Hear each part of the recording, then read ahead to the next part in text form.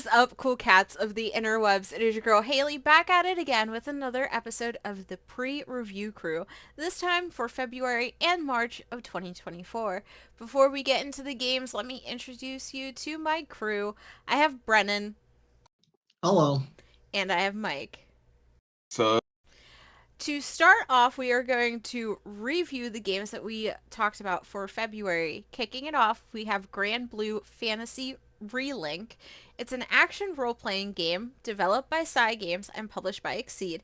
It came out on PC, PS4, and PS5 on February 1st with 82 top critic average and 80% of critics recommending. I gotta play this. My brother got it, and so we were playing this together. It's actually really fun. Uh, it's kind of in the vein of the Tales games, as far as like combat goes. But there's a lot of characters to choose from. There's a lot of different missions to take. There's a pretty good story, and yeah, this is like I think if people want like a action JRPG that this will be a really good pickup. Just like even looking at the scores, um, for reviews, it reviewed pretty good. Which I didn't think it was going to. Grab Blue is one of those series I don't think a lot of the American audience knows, except through the fighting game that's came out a couple years ago, the new one that came out in December. But otherwise, yeah, this is if you're looking for a really good JRPG, I'd say this one really hit the nail on the head. Yeah, so I was also kind of following this a bit. Um, it seems like, at least from what these reviews say, and from what I saw when I was watching gameplay of it, that the combat on a mechanical level is really interesting. And according to one review that I watched, it said something like it constantly introduces new mechanics into the combat. Yeah. Didn't really give any examples, but they were like even until like the last boss, there's new stuff being introduced, which I think is kind of cool. I really like a game with good technical depth. Um, but on the flip side, the narrative is not so much of a huge focus. Apparently, like the interactions, kind of like Mike was talking about, the interactions between characters is very Tales-like, which is cool. But like the overall story and narrative are kind of just they're fine. Um, but the one thing that's kind of holding me back is, despite the narrative not, just kind of being okay, um, it kind of like jumps in to a pre-existing, or not a pre-existing, but like it takes these pre-existing characters that have already done stuff together and kind of like thrusts them into like a new journey.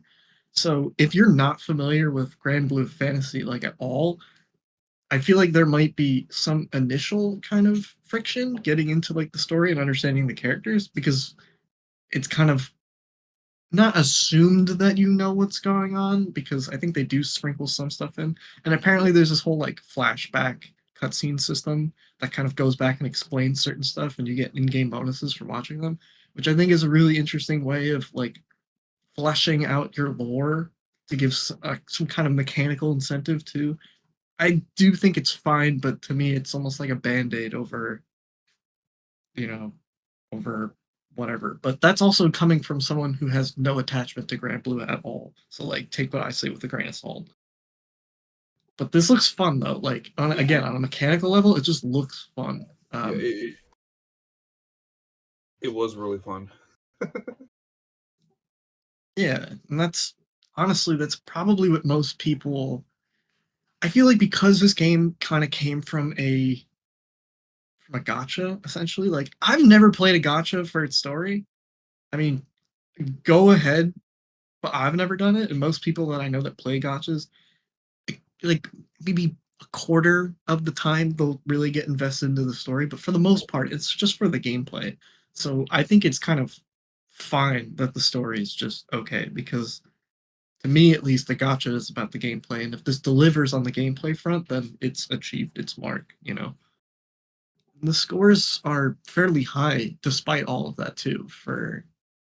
I feel like JRPGs nowadays tend to get like, I don't know, even if they're kind of niche, I feel like they're still getting on like the higher end of stuff, like high 70s or low 80s.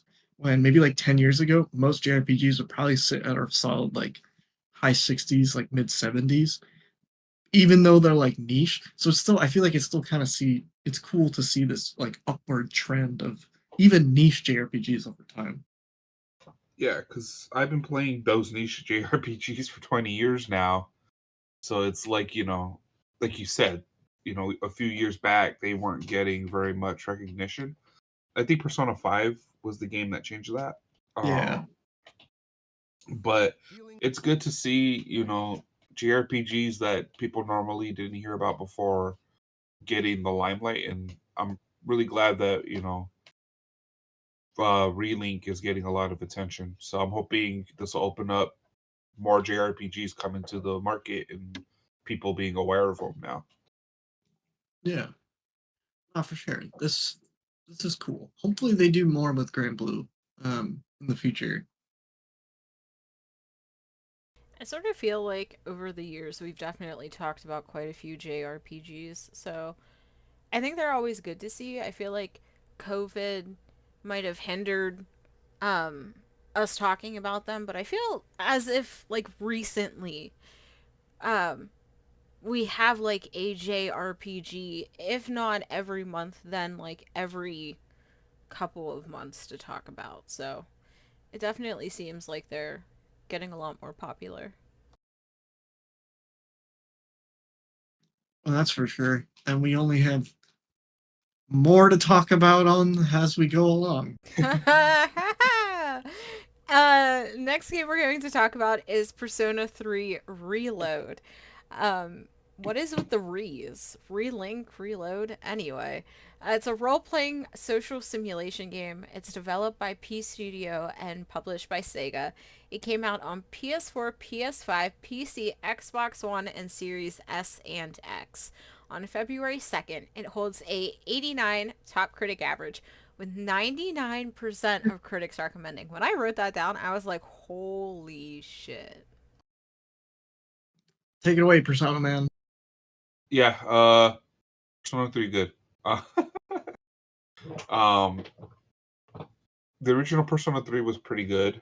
Uh, I know they made some enhancements to the game, but from what I heard, a lot of it is, the adventure that I had. When Persona 3 come out? I'm getting old. Whenever that came out, that was over a decade ago. Real quick, one of these reviews says 2006. Okay, yeah. Okay, so that was wow, that was like 18 years ago. Because I remember having this when it came out for the PlayStation Portable, the PSP. Um, but I feel it did a good job of showing what a remaster should be. Um, because it's got a lot of the same stuff it had back in 2006, but they did change stuff up. Um, the only bad part is the DLC that came with Persona 3 Portable. The what was it called? The one with Igus. That's not included in this game. Um, so they did leave out some of it, but for the most part, this is again a JRPG that's like solid. If people want to play, if you want more Persona, if you play Persona 5, you want more Persona now, this is the game for you. If you've heard of Persona, this is the game for you. If you're sitting there listening to this is the game for you. So yeah, it doesn't surprise me. It's performing as well, not performing, but doing as well as it did.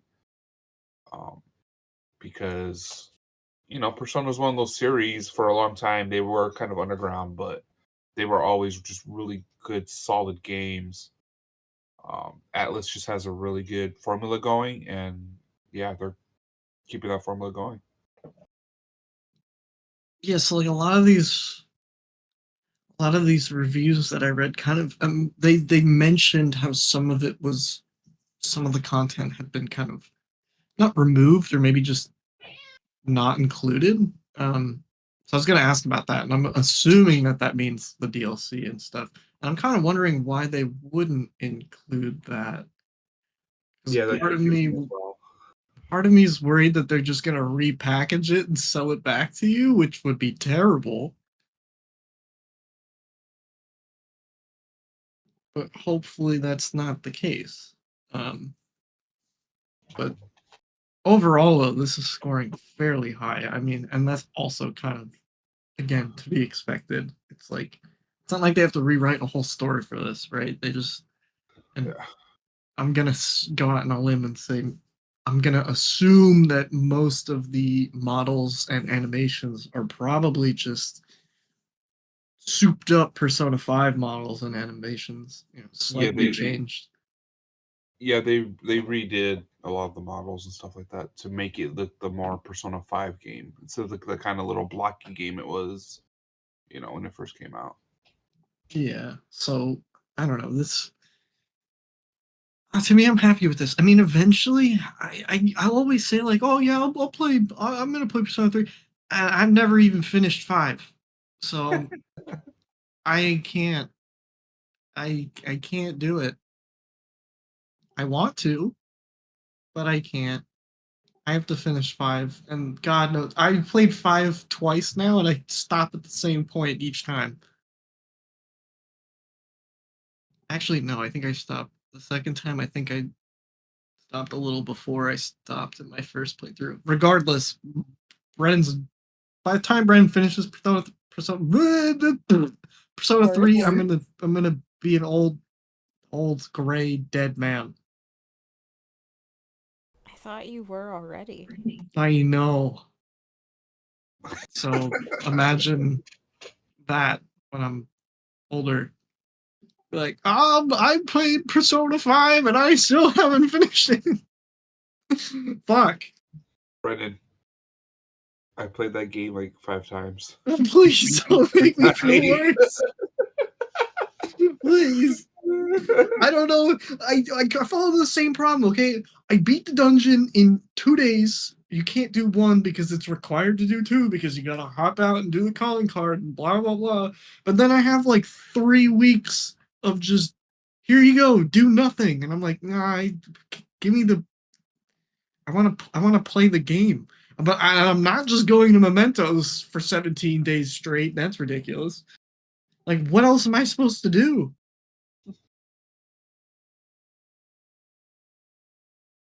You'll figure it out. You're a No, smart one. no, I won't. No, no. I'll just restart it and stop at the same point again. I'm pretty sure that's called insanity. Yeah, it is. I'm losing my mind and my marbles at the same time. I'm pretty sure you lost your marbles a long time ago. The I, marbles. I got, yeah, okay, unrelated the other day, but I was talking to someone about, I was like, oh, I think I lost my glasses. And they looked at me. And the first thing I said was, no, not like Velma, but like in general. And I thought that was really funny. But the other person didn't really think that was that funny. No, it's So honestly not that funny. I fucking hate you people. Oh, I'm laughing, Brendan. I support you. No, It was fun. I don't blow smoke up my ass. I don't need it. That made my dick sad.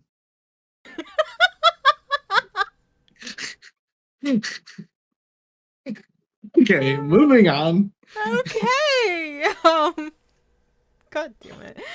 Next game we're going to talk about to end the February review portion is Banisher's Ghost of Eden.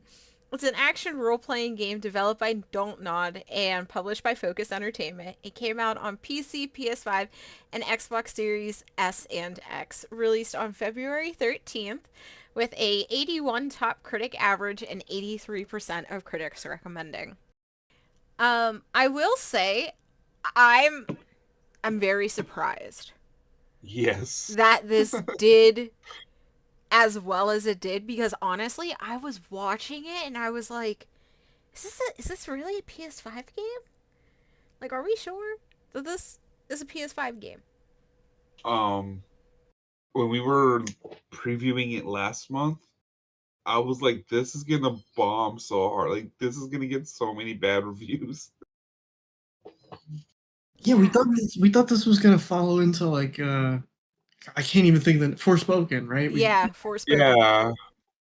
and yeah, I don't know. The weird part is, I'm gonna be completely honest with you. I hadn't heard about this game until we talked about it, whenever the last time we talked about it was. And between then and now, I still didn't hear anything about it. So like to even come to these reviews, I'm like, oh wow, okay, okay. Well, I mean, I don't know. I'm pretty in touch with, you know, the the gaming zeitgeist, but like this just completely flew under my radar. And I, I mean, these reviews are fine. Like everything about this game just seems to be just fine. Like good, not just fine, but like good, but not great. I don't know. Even one, It's very mid.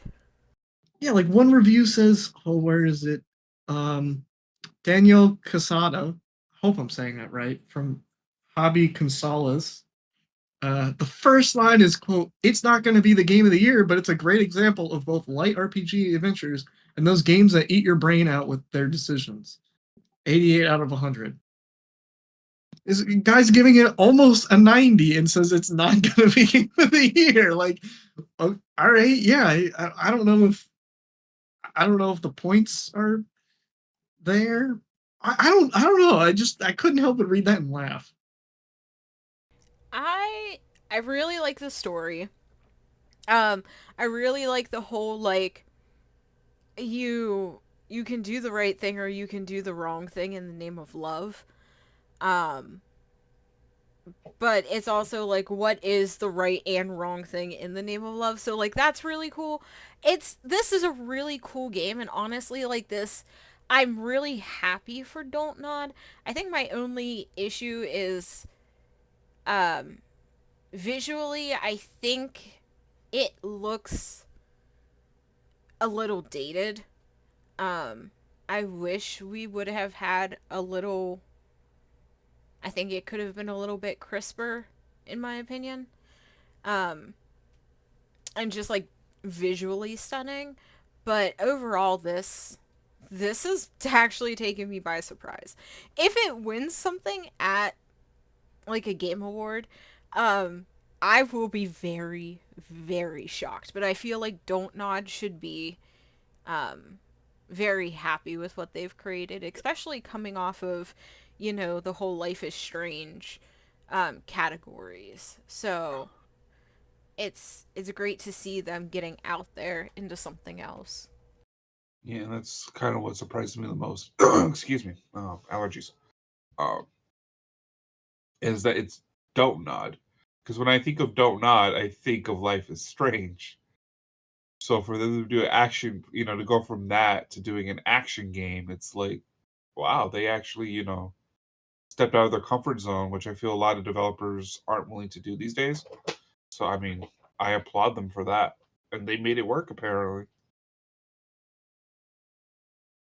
Yeah, like I'm really happy that, and they, I feel like they really like stepped up the choices. Like that's sort of been their whole thing, is like your choices matter.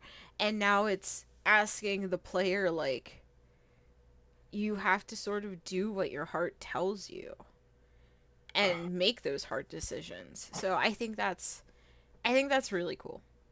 Which kind of carries over from Life is Strange. Yeah.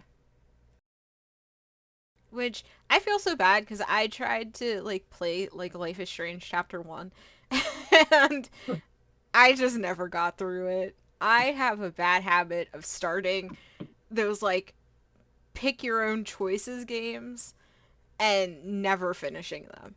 I'm terrible at it. I dub the gamer.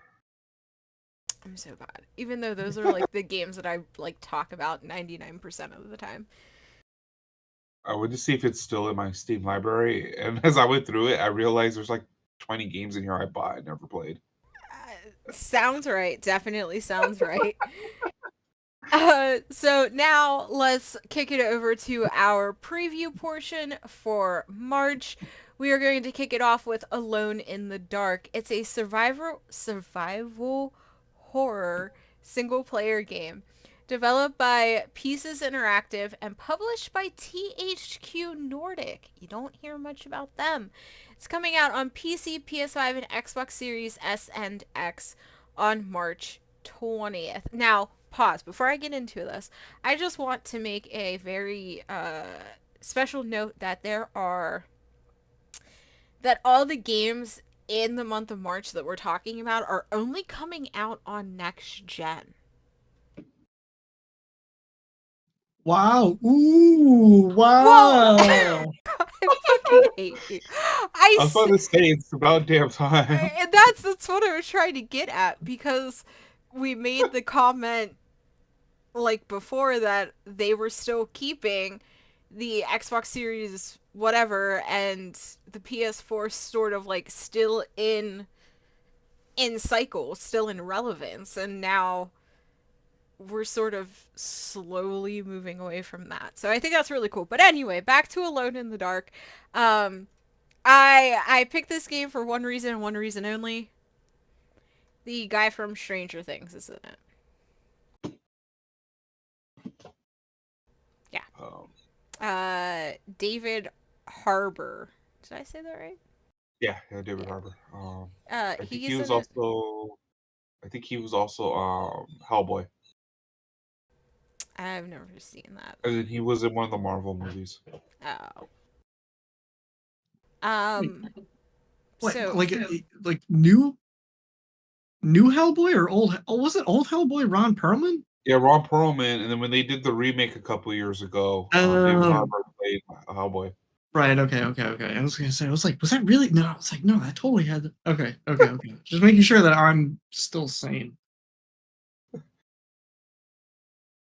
Uh, Sorry. but no, you're yeah, fine. sorry about that. Beyond that, it just there honestly wasn't too much coming out that looked interesting, and I saw this and I was like, okay, like that looks cool. And I noticed that apparently Alone in the Dark is a long running series apparently. So I was like, okay. But on their website you can play as either Edward or Emily and get completely different cutscenes and levels, which I thought Okay. was really cool. So there's a lot of replay value there. Looking at like the monsters that they have on their website, you can definitely see the Lovecraftian influence. Um, it's a horror game. I don't really know what else to say about it. Also, THQ Nordic, hello? Like they are still a thing? Since when? What I think is really cool about this is that okay, so to bring it back for a second, first off, the in the official reveal trailer from IGN, these comments are going wild. Everyone is hyped for this. I I was just mean, looking at that too. it's not it's not everybody, but it's like the fans of the survival horror genre, which one person claims that Alone in the Dark pioneered. Um, Between Resident Evil 2 remake, the Dead Space remake, and then this, it's like you're going through a renaissance of survival horror, which if you're a fan of that must be pretty exciting. And not It is. only that, this new game is written by the writer of Amnesia and Soma. And when I looked at Soma on Steam, it has, let me just check this. It's overwhelmingly positive reviews with over 33,000 reviews. So I think it's pretty safe to say, from a writing perspective, this will be a hit. Between Amnesia and this other game that came out almost 10 years ago that I've never heard of because Brennan doesn't like horror, I don't. This Someone was pretty seems good. like a slam dunk. Yeah, someone was pretty good. Um, Yeah, Soma I enjoyed was that. definitely really good. And yeah, I just pulled up the trailer right now. I watched it earlier, but I pulled it up again. Um, and one of the things I noticed is the first like 10 seconds is a warning. Uh, of the images that you're gonna see in the trailer. And then watching the trailer, I was like, "This is some dark shit, man! Like, holy hell!" Okay, so Alone in the Dark originally came out in 1992. Um, and you had to solve puzzles, collect and use weapons, and sort of like explore to get out of this like haunted house, basically. And there have been games over the years, um, called Alone in the Dark within the same storyline that have come out. But this 2024 version is sort of a reimagining of the actual original one, which is super cool. You know, the board game House on Haunted Hill or something like that. I think that's what it's called. Yeah, That's what this reminds me of. That is the vibe that this is giving. yeah, yeah. I got the trailer playing again right now, and it's like Silent Hill kind of vibes, actually. This chick hangs her baby dolls by their neck. And then she puts the noose around her own neck. I was like, Woo! that is ambitious because a lot of developers wouldn't do shit like that.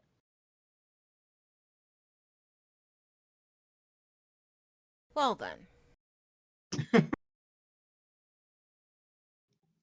Spooky game. Brennan don't like it. Yeah, Brennan doesn't like horror games, so we'll go ahead and Spooky. move. We'll go ahead I was and move saying, on. But I, I, I think this game is going to. If I had to give a general range, I want to say the 70s. thinking that too. Like, I think it's just.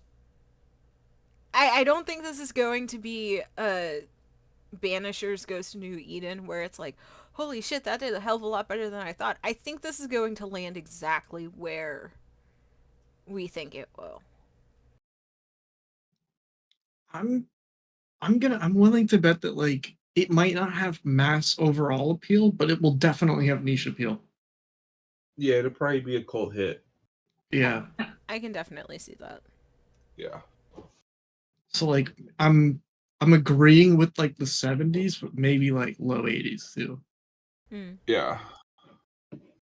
So the last two games the guys are super excited about. So if you never hear from me again, that's why.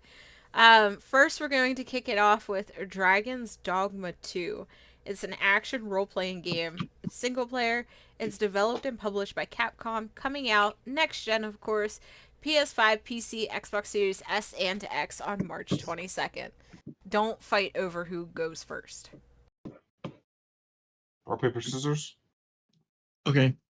Okay. Counter down.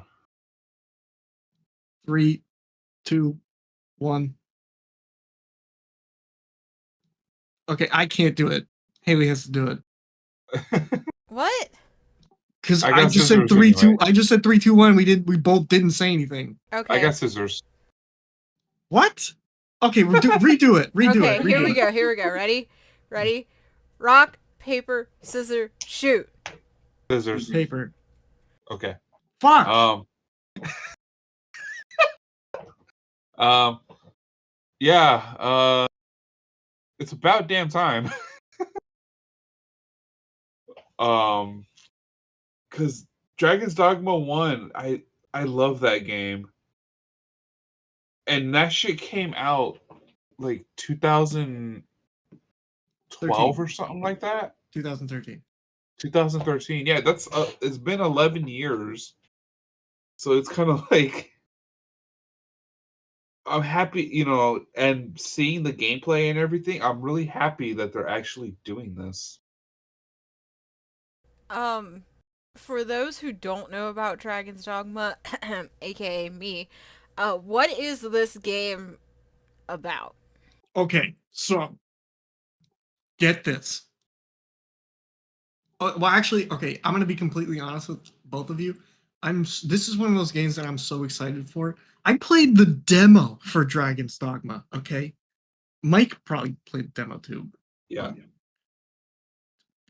we're in it, dude. This is huge.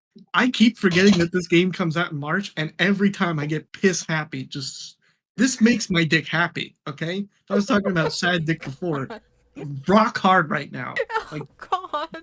prosthetic leg hard. Oh my god, His third leg's kicking up right now. just like This makes me. human tripod over here. I cannot wait for this shit. Okay, this is great. So the first game, no, I mean, I'll keep it spoiler free. First game, you wake up in a small fishing town. Actually, scratch that. Before that, intro cutscene, dragon, portal, dragon falls out of the portal. What's going on? I don't know. You're a guy or a girl or whatever in a fishing town.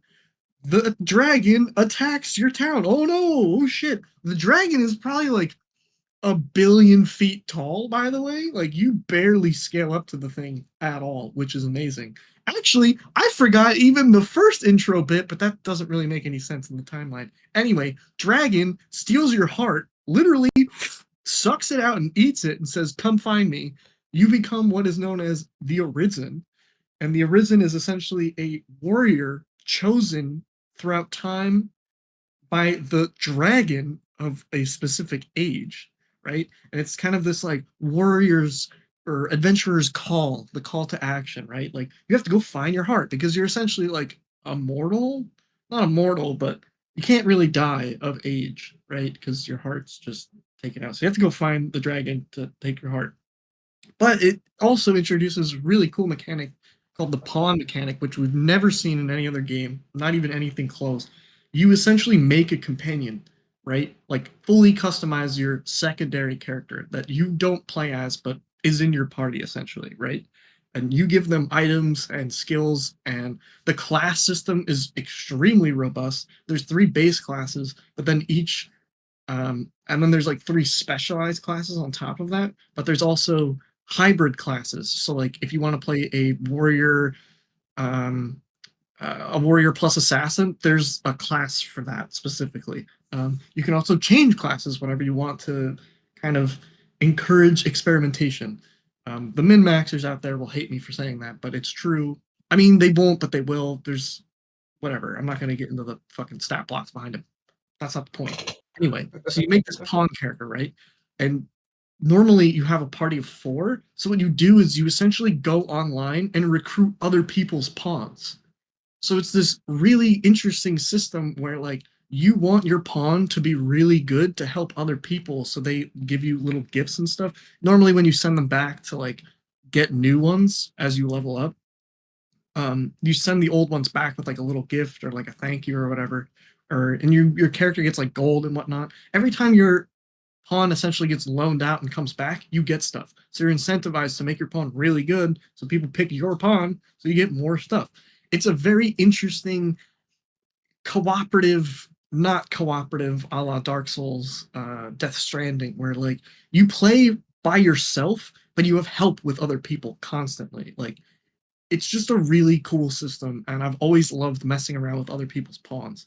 Um, it's especially cool because sometimes you'll pick a pawn that has already done the quest that you're on, and they will help you with that. Like, they have the knowledge, and they will help you with certain stuff. Like, oh, I think this cave over here is kind of cool. It's them like pointing you in that direction almost. It's not holding your hand so much as it is like tips and hints and whatnot.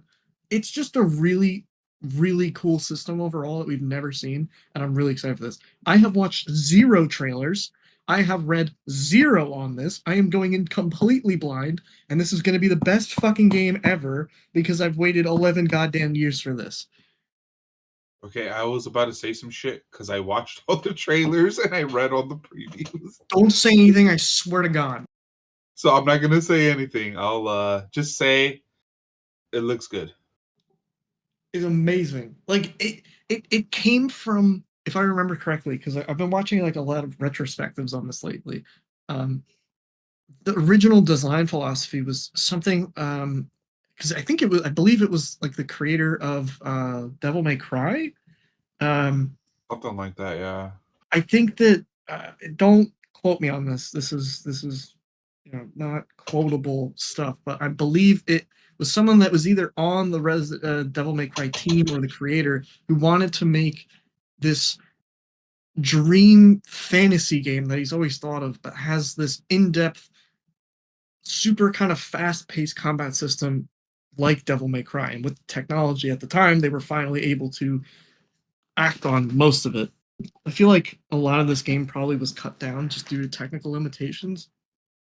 But overall, though, I think that um, whomever's vision this was, they had achieved that vision. And I have to say, the story is very similar to um, Dark Souls and FromSoft in that the story's kind of being told to you, but it doesn't really make sense until you kind of either go back and have someone explain it or replay it again and kind of pick along the pieces yourself. But I've never been so intrigued by a game's epilogue before. This has one of the coolest epilogue and like last final secret cutscenes I've ever played in a game. I wrote a whole essay on this in high school because I was so blown away. I was taking like some kind of mythology class and I was able to take this game's story and kind of adapt it to different myths throughout time. And it was the most fun essay I've ever written in school. And I love this game. I've played it like 4 times. It's so good. Oh, I'm sorry. I gotta stop gushing. This second game better be the best shit ever made. I swear. It looks Damn. good. Damn. Yeah. So when Mike was like, "Oh, I want to talk about Dragon Dogma," I was like, "You bastard! You fucking monster! This is all I wanted to talk about all month." And you stole it from me. You didn't steal it from me, but you just were faster on the draw. Does the first and second game have anything to do with each other? No fucking clue. Zero idea. Uh, I don't know, to be quite honest. So the reason that I would say probably not, and I don't really know if this is a spoiler for the first game. I don't really think it is, but there's been multiple, like, this dragon that you see in the game is not the first dragon and will not be the last dragon. It it essentially coincides with different periods of time. It's really, really difficult to explain. And like the intro, the little tutorial in the beginning, you're playing it as a character that is not your character. It's from like very distant in the past compared to the character that you're playing as in the beginning, like your character. So if I had to guess, it's that it's probably within the same timeline, just it'll probably more into the future. So they might be connected in certain story beats. I'm sure that certain locales will be revisited. Oh my god, if I can't remember the name of the stupid city, I just remember Granzies. But if that city is in the game again, if they remake the city, what is the city called? I don't remember. Grand Soren. Jesus Christ. If Grand Soren is in the second game, I'm gonna freak out because I kind of need to know what happens after the first game, if you know what I mean. Brennan, you've been freaking out. Oh, I imagine that there will be connected, but not so much as in like direct plot. Like I don't think that the main character from the first game is really gonna have any impact. Maybe or maybe not. Actually, I don't know. I can't really say that because that might also be a spoiler. I don't really know what the canon ending for the first one is because there's kind of like a really big decision that you can make in the end that's really insane, and we can talk about it later. Oh, okay. Okay. Like, did you get this special cutscene? Do you know what I'm talking about? No, I didn't. Oh my god, somebody didn't find all 20 wake stones at the end of the game. Oh boy. No, I didn't. You gotta Oh, remember, this was a younger Mike. He was, He was not a completionist. yeah, oh. still not, but yeah. Younger Brennan was just sucked in. Oh my god. Younger Brennan had clearly nothing better to do than find 20 rocks, I just smash them together. I just remember playing the first one because my brother was like, dude, have you heard of this game? I was like, no, I've never heard of this shit. And he was like, it's a guy from Devil May Cry because we loved Devil May Cry growing up. So he bought it and we played it, but like I didn't like totally submerge myself within it that much. I just played it, and kind of beat it, but I didn't go too far. Oh man, I remember the demo. Demo is super cool because you could fight the Chimera that you fight in the beginning, and then you can Yeah. also fight the Griffin. And the Griffin fight is so cool. The cockatrice fight though can go fuck itself every time. I hate that shit. Oh my god. Fighting the trolls is super cool. Fighting the Hydra in the beginning is really cool too. Oh my god. Oh my god. Oh. I think Brandon just nodded. Okay. Okay. I this honestly, this game looks really fucking cool, and I think I will definitely pick it up. I won't pick it up on launch day, but I do have a $25 gift card to the PlayStation Store, thanks to Mike. Um, so I think I'm going to put this towards that. I just don't know if I want to play it on PC or PS5. Buy an Xbox and play it on that. Ew, no, I'm good. Um, but yeah, honestly, that looks really good, and I'm super excited for it, even though I honestly don't know what the fuck it's about. But anyway, last game of the podcast, we're going to talk about Rise of Ronin. It's an action role playing single player game developed by Team Ninja and published by Sony Interactive Entertainment. Coming out exclusively on PS5, it will release on the same day as Dragon Dogma. Uh, Dragon's Dogma 2 on the 22nd of March. So yeah, this game I kind of knew of because it's Team Ninja. Um, for those who don't know, Team Ninja are the ones who have done Ninja Gaiden and the Dead or Alive series. Um, I love the Dead or Alive series for reasons, but uh, so when I had heard about this not too long ago, I looked into it because I was like, oh, Team Ninja, I love their games, I love what they do, and it looks kind of like they're taking a lot of inspiration from themselves as far as Ninja Gaiden goes. Yeah, so I never heard about it. I think the first comment on the Rise of the Ronin gameplay overview on the PlayStation channel, the number one comment at the moment is Ghost of Assassin Sekiro. And that's honest to God what it looks like. It looks like part Neo, part Sekiro, part Assassin's Creed kind of, part Ghost of Tsushima. And that could either be a great thing or a terrible thing. Um, right? Like to me, this is a mosaic of different influences on top of their own. I mean, because like they worked on Neo and like Mike said, Ninja Gaiden. So like this could either be an amazing mishmash of all these different kind of games and like systems, or it could just be a sloppy mess. But I'm gonna hope for it being a beautiful mosaic.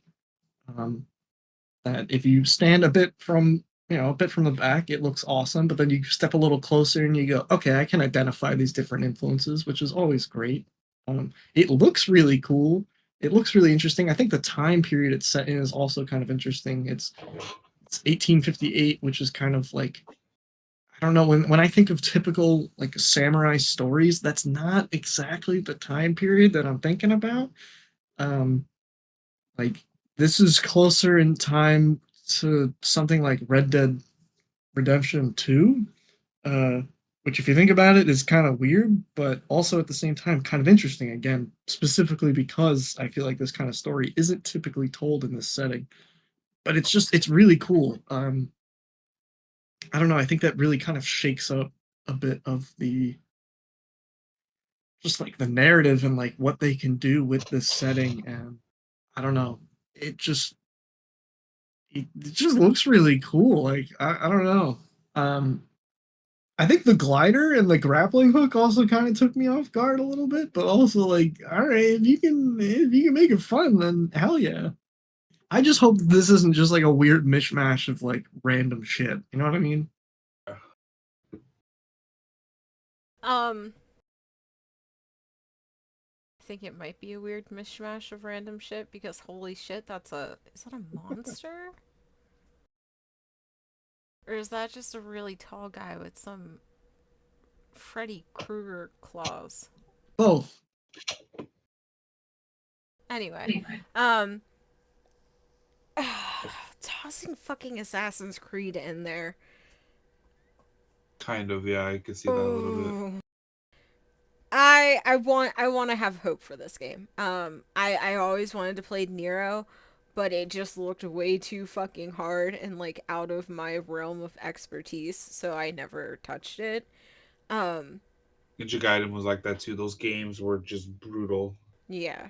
So like I'm very much wondering like if this game will be just as brutal, or if it's going to be a bit on sort of like the Ghost of Tsushima sides, like a little bit easier. Um, I regret never finishing that game, but that game was it's very very good. Um, so yeah, I mean we'll just have to see, but I think this is cool. Like Brennan said, the time period is a bit like actually newer. Like it's something that we could almost relate to. So I think that's super cool to see. And I'm just interested. It looks really pretty. Hmm. Yeah, Damn. this looks dope. I mean, I picked it because Mike picked Dragon's Dogma and I was scrambling, but I mean, honestly, it just seemed pretty cool. And I think that it was featured recently in a state of play that I didn't watch. So, I will you say though, know, I feel like a lot of these like ninja games outside of Ghost of Tsushima are hard. Like they are hard as fuck. yeah, I definitely think that that will be some of the Sekiro influence here. I mean, and even Ghost of Tsushima, like if you crank that up to the highest difficulty, my God, was that difficult? Like, Yeah. but definitely like really rewarding too. You know, it always like the duels, especially like the one-on-one duels. Mm-hmm. It just there was something so fulfilling about finally like again similar to Sekiro where like you just kind of get into a rhythm of these clanging swords, sparks flying, and I don't know, it just felt really good when you could finally sit back and just completely annihilate some guy that was giving you trouble maybe like an hour prior. And oh my god. So yeah, while I hope it's not overly difficult, I still hope that there is some kind of level of like, fuck yeah, I did it. You know what I mean? Definitely. And like that's the thing with a lot of these like sort of like ninja games where like these games set in like this Japanese time period. I'm like, damn, like that looks cool. And then I'm like, damn, that team makes super hard games that I will never actually play. And then I'm like, fuck, I can't play this. And then I'm like, oh, just like grow a pair and sit down and play it. And I'm just like, no, because I know myself and I'm gonna get frustrated. So then I just watch somebody else play it. So, um, I'm not sitting here saying make these games any easier just because I'm a wimp. Um, but it's great that you're seeing more studios branch out into these like Japanese periods of time because they're really cool eras and it's really great to see. I mean, Assassin's Creed is coming out with I think Code Jade. Is it Code Jade or Code Red? I really been paying attention to Assassin's Creed. I don't remember, but there's an Assassin's Creed game that's actually going to take place in Japan, and you can play as a male or a female warrior. I say warrior because I don't know the proper terms. And I think the female, I don't remember who's canon, but one of them's canon. I think the male might be canon. It's very much going to be almost like Syndicate. Like some missions you have to perform as Jacob, some missions you have to perform as Evie. Um, that's at least what I got from what the article that I read. Um, but yeah, I'm Evie's squeaking her toys. Um, I'm super excited to see more about this game.